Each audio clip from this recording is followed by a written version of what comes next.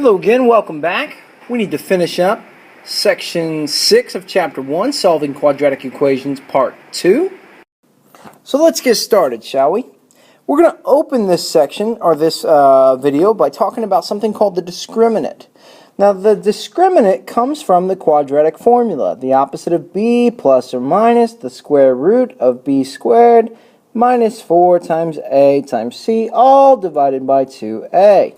The discriminant is just the part in the radical right here, b squared minus 4ac. So let's put that here in that line. Now this is very important to determining the nature of the roots for any quadratic equation. If b squared minus 4ac, if it's less than 0, if it's a negative number, then you will have two complex roots for your quadratic equation. The graph will look something like this. It'll either go up and not touch the x-axis, or it'll go down and not touch the x-axis. The point is the roots are complex. If the discriminant is equal to 0, then you have one real rational root.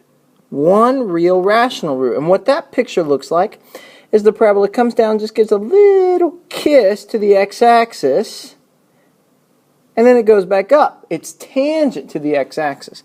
This is also known as a double root. It's where you get the same answer twice, like x equal 3 and x equal 3. And finally, the third scenario, if b squared is greater than 0, then you're going to have just two real roots. They might be rational, they might be irrational, but the point is it comes down and goes back up, or it goes up and comes back down. And it crosses the x-axis 2 times. Now, let's put what we know here into practice. Example number 12 is solve and find the discriminant of 3t squared equals 12t minus 15. I want you to solve this using the quadratic formula. Well, when we go quadratic formula, it's got to be set to 0. So subtract 12t and add 15. Set that to 0. Make your life easier by dividing through by 3, because that's the GCF. Don't forget that. Very important. It will make your life much easier.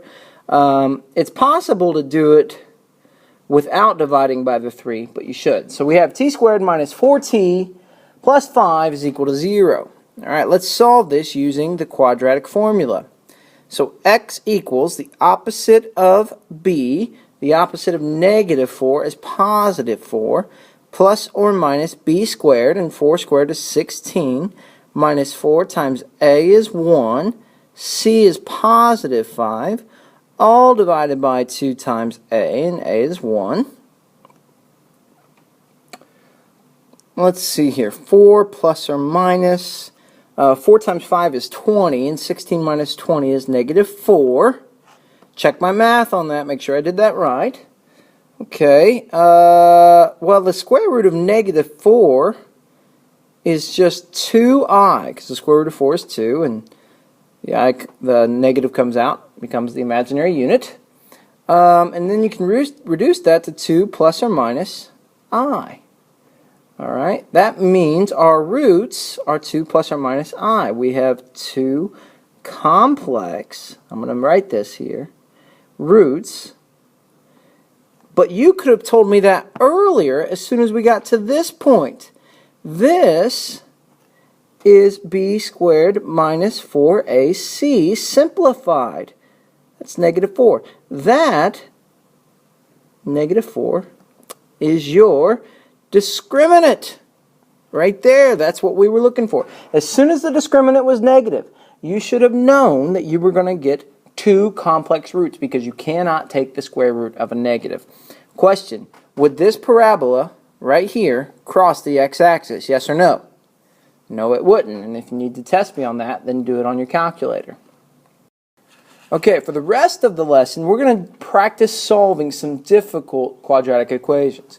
A couple words of caution here. Be careful not to lose a root.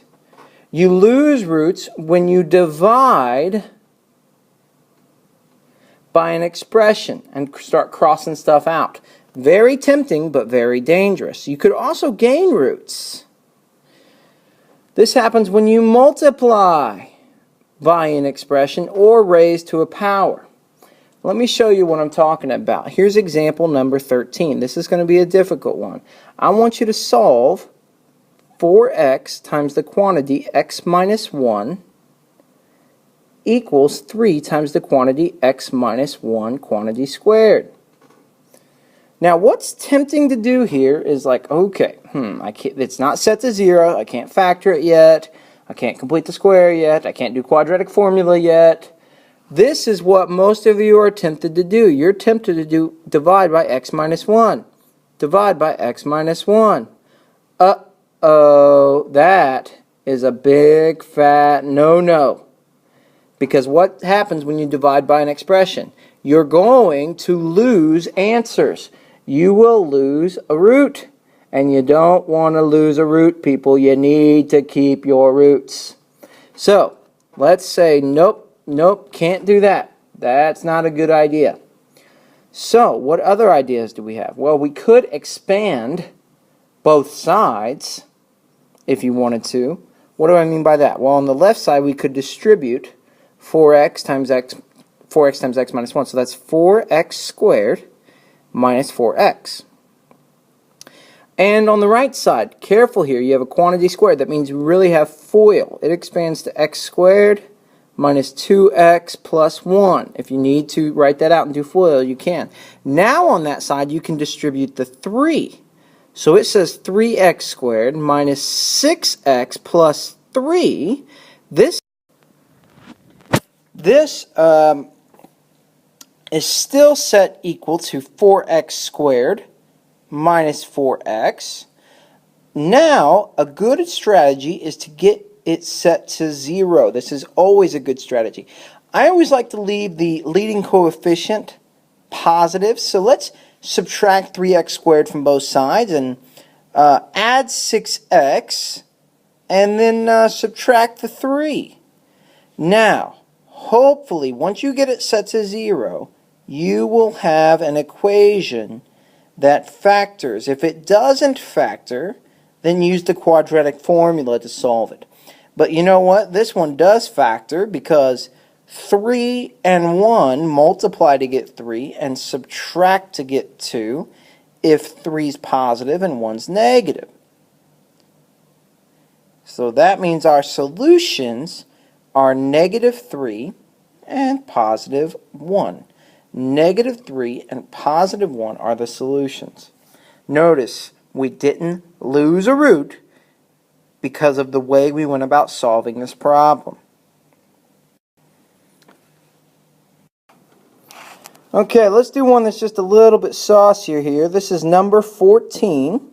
I want you to solve x plus 2 over x minus 2 plus x minus 2 over x plus 2 is equal to 8 minus 4x over x squared minus 4.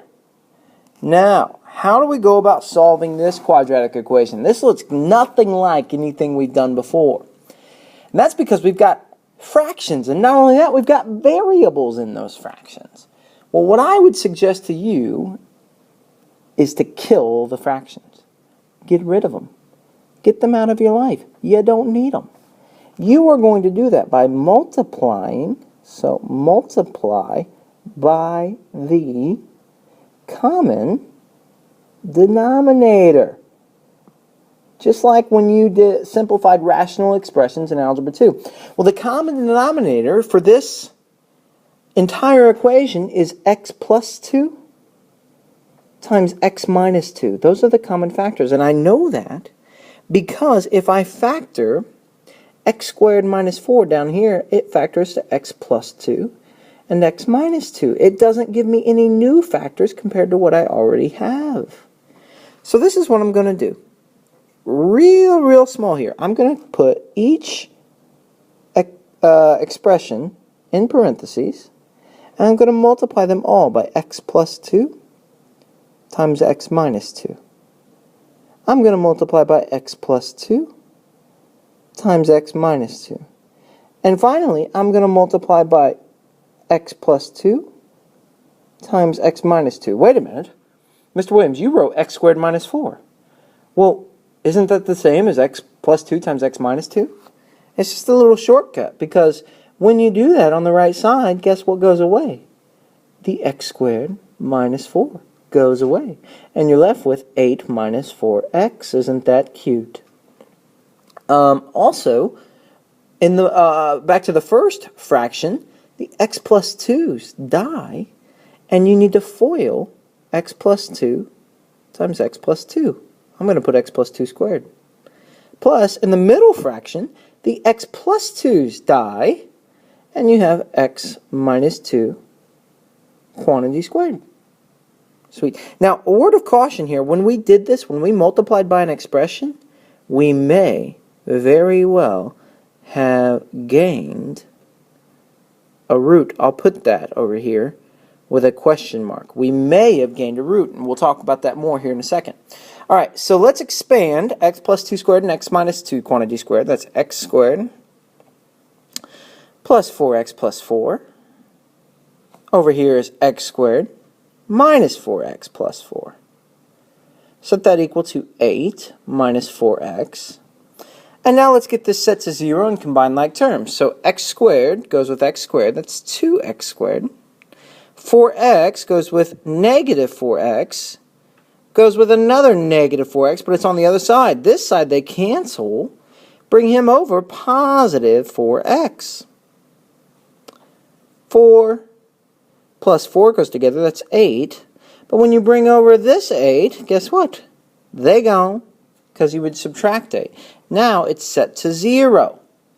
How would you solve this? Well, don't forget about the most old and best strategy in the book. And that is to pull out a GCF. Now set those equal to 0, and your solutions are 0 and negative 2. And voila, there you go, you have it. But wait a minute, Mr. Williams, you said that we need to be careful. Maybe we gained a root. So what do you have to do in this case? You must check your solutions. You must make sure they work. Well, let's check x equals 0 first. Pick up that 0 and plop it in everywhere you see an x up here. Everywhere you see an x, put it into your equation and see if you get a true statement. And you know what? You will. It's going to work. But pick up this negative 2 and we're going to have a problem. Here you go. Pick him up and watch this. Put him right there. That's where he needs to go. That's now going to say negative 2 plus 2. And that means you have a 0 in the denominator. And that's a big no-no, because you can't divide by 0 because your name is not Chuck Norris. I showed you in a previous video that he's the only one that can divide by 0. So negative 2 is not working for us. It's what we call, and here's a nerdy word for you, an extraneous solution. It looks like an answer. It smells like an answer. It tastes like an answer. It feels like an answer. We even factored and we got it as an answer. But it's not an answer. It's a faker. It's what I like to call fool's gold. So watch out for extraneous solutions. Anytime you have a problem like this where you have fractions and variables in the denominator, you got to be really careful of getting extraneous solutions. Very common in those kind of problems. I got one more type of example I want to show you. Here's number 15. Solve the square root of 2x plus 5 is equal to x plus 1. I don't want that parenthesis in there just yet. Alright, well I don't have fractions that I need to kill, but I do have a square root that I need to kill. And the best way to do that is to square both sides. Uh-oh, careful. When you square a binomial, don't forget about your FOIL. Also, if you square a binomial, when you raise a side to a power, that was one of the cautions I gave you earlier. Did we just gain a root? I think so. That means at the end, we need to check our answer. Got to do it. Okay, so, well, the square root and the squared go away. I got 2x plus 5. Expand the right side, x squared plus x plus 1, plus 2x, sorry. I'm going to do our FOIL and combine like terms. And now set it to 0. Leave x squared positive, because I always like to have that leading coefficient positive. Makes my life easier. Subtract 2x. Oh, they go. And then do minus 5. That's minus 4. Well, that's a difference of squares. And that always is factors as positive and negative. Good times and bad times, as I like to say in my Algebra 1 class. All right, 2x plus 2 minus 2. So my solutions are negative 2 and positive 2. But wait a minute, maybe we gained a root, so we must check our solutions. You could also tell on the graphing calculator, but I'll show you that in class. Anyway, let's check negative 2 first. What that means to do is to plug it back in everywhere you see an x. I just circled the x's into the original equation. So I got 2 times negative 2 plus 5. Equals negative 2 plus 1. Well, that would be the square root of 1 equals negative 1. True or false? Does the square root of 1 always equal negative 1? The answer is no. So negative 2 is a faker. It's fool's gold. It's extraneous. Say that word 50 times tonight before you go to bed. It's a really fun word to say. Makes you smarter too. All right, let's check positive 2. Square root 2 times 2 plus 5 equals 2 plus 1. Well, that's the square root of 9 equals 3. Is that true? I think it is. So it looks like we've got some real gold. We got a winner. We have an actual real solution. All right. Well, what I want you to do now is these last two examples on your own.